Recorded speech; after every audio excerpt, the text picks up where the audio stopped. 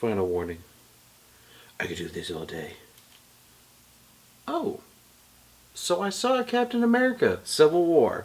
Hi everyone, I'm Brandon Krutzik and this is the So I Saw Show, giving you my latest review of the newest film in the Marvel Cinematic Universe. If you haven't seen our review show before, what I like to do is I like to talk about the goods, the bads, and a little bit of spoilers, and then give you my overall rating. Let's not waste any time and jump straight into the review. I'm going to talk about some of the bads first. Some of the bads for this film are not necessarily things that made the film awful or unwatchable. It was just things that I wish that they could have improved upon. Unfortunately, they have a villain problem. Personally, what I think bogged this villain down was the fact that the Civil War storyline I don't think really needed a villain. Not that Daniel Bruhl didn't do an okay job with the scenes he was given.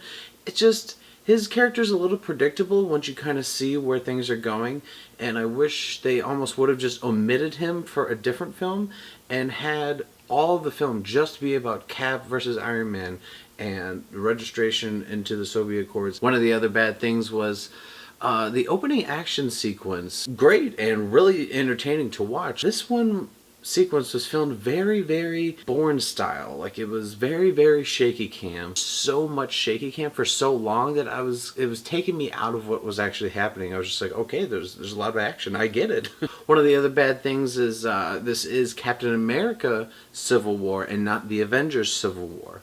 And the reason that's a bad thing is because I just feel like sort of in the middle-ish, he starts to get overshadowed, but not only by Tony Stark, but because there's such a huge supporting cast. It wasn't perfect, and these were just a few of the things that held it down from being closer to perfect. And we'll jump on over to the good side of things, and first things first, a lot of people have been saying that this airport battle sequences between the two scenes is one of the greatest in comic book movie history. I think it's up there. I think it was fantastic. The way that they were to juggle all of these different heroes fighting one another with the different powers and the different abilities, the different skills. My favorite thing about this movie was actually the drama. What I mean is there's real drama when it comes to Cap, Bucky, and Iron Man.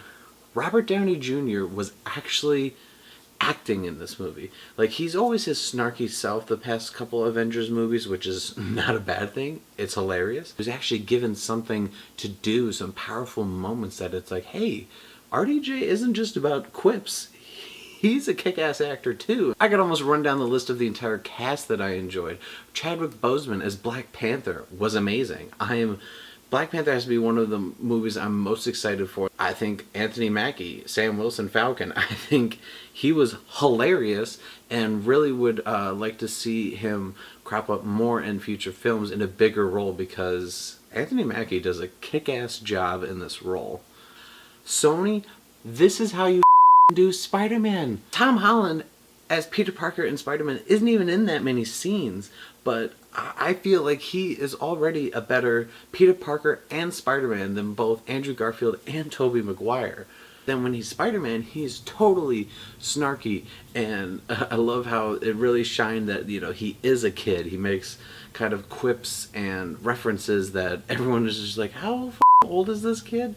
Because he's only 16. Alright, let's jump on over into the spoilers section. I'm going to put a little banner here. If you don't want to know any spoilers, just go ahead and fast forward to where you don't see this banner anymore and you can see my overall rating of the film. But one of the first spoilers I want to talk about is in a lot of the trailers you see a scene where Rhodey is falling out of the sky. You know, a lot of people are speculating, is Rhodes dead?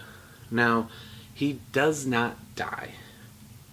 Here's why I think this is a problem. The Marvel Cinematic Universe has a problem of not quite killing off as many characters.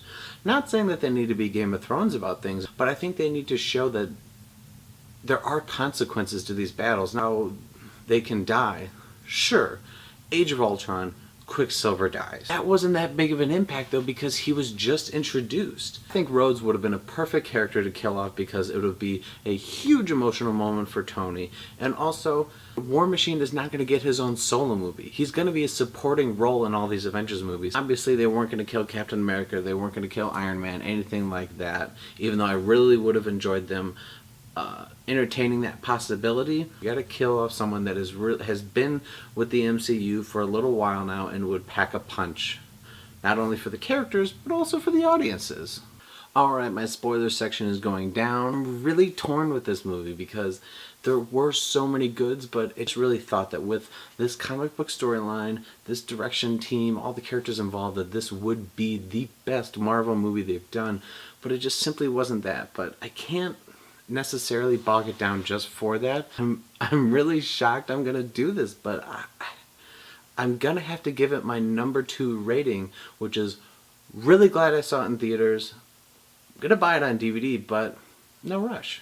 I think it's mainly because I just expect just a little bit better of Marvel. But please tell me what you guys thought. Let's comment below. Let's discuss. If you want to do me a huge favor, you can hit the big red button right below here and subscribe to the Entertainment Buffet channel. I'm going to be doing movie reviews for the summer. We also have our podcast where we're going to be doing a 2016 summer movie challenge, so be on the lookout for that podcast episode. And I also have a new show that's going to be coming, which is Game of Thrones for Dummies, so take it on a lookout for that. And now you saw the So I Saw show.